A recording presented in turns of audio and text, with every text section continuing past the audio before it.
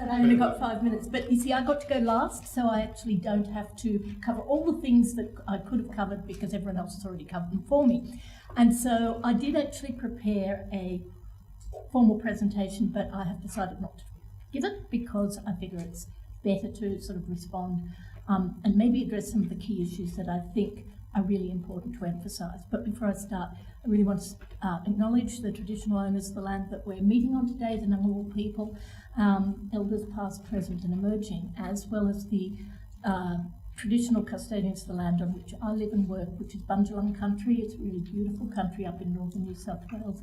We have had fires last year and now we've got floods. So it's a really, really amazing country. Now, I also want to acknowledge these beautiful women who are up there for you to see. These women formed the community reference group for the work that I did for my PhD. They worked with me for 7 years, providing advice and support and guidance. And when funding ran out or when the going got tough and things just weren't working, they were the ones that kept me going. And I really want to acknowledge what they did for me. The work that I did for my PhD involved some interviews with women of reproductive age around their smoking.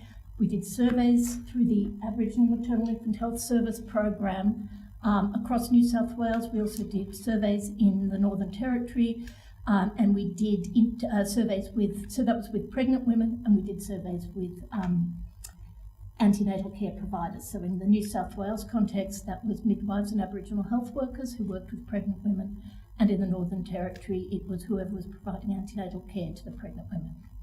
So we used that work then to develop a quitting program, which included intensive support for women, as well as financial incentives for quitting. I'm going to just focus, though, on 3 points. I just really want to emphasise 3 points that came out in the discussions today. We've talked a lot about trauma, intergenerational trauma and complex trauma, and yet those things are really, really not recognised, as several people have said, within our health system. So our health system does not recognise those issues. But within pregnancy, many of these issues are exacerbated. So, we think of pregnancy as this beautiful time, wonderful, bringing new life into the world, but in fact, it's not a bed of roses. For many women, it just exacerbates all the complexities that they're already facing in their lives. So if it's their first pregnancy, they may not be in a stable relationship, it's often not planned, they may not have stable housing, they may not even have a Centrelink number, they may not have any of those things. And so all of this is made more complex and more difficult by the pregnancy.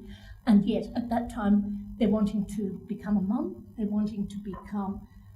really, really are motivated to do the best thing they can for their babies, but there's all this chaos in their lives, and it's all got worse. Kath mentioned domestic violence. There's all these things that are happening for people and for our women, and it's just a really hard time to quit. So we've got to recognise that, and we've got to support that, and we've got to resource that support.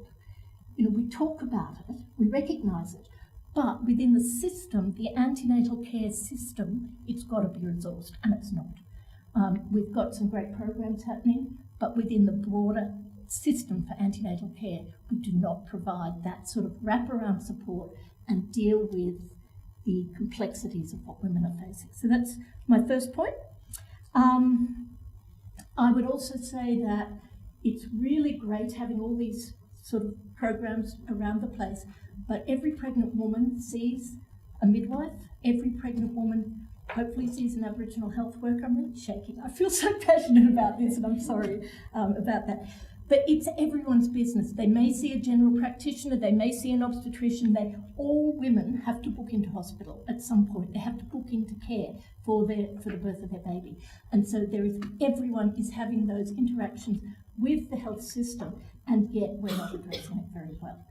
So in a separate piece of work that's not specific to Aboriginal or Torres Strait Islander women, we've done some work in New South Wales looking at what are the systemic and clinical barriers to providing antenatal care, and they're really big and they're really complex. What we have tended to do in the past is we've trained midwives, or we've trained Aboriginal health workers, but we haven't addressed the systems issues. So we haven't provided training to managers. We haven't looked at the data systems that everyone uses. We haven't looked at the resources available to them.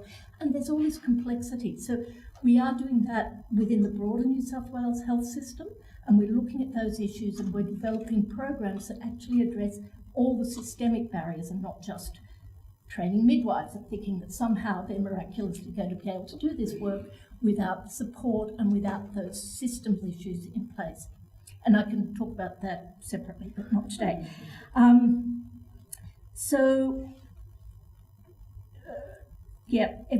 saying it's everyone's business and saying that it's not just the clinician skills or anyone else's skills, it's got to be embedded within the system.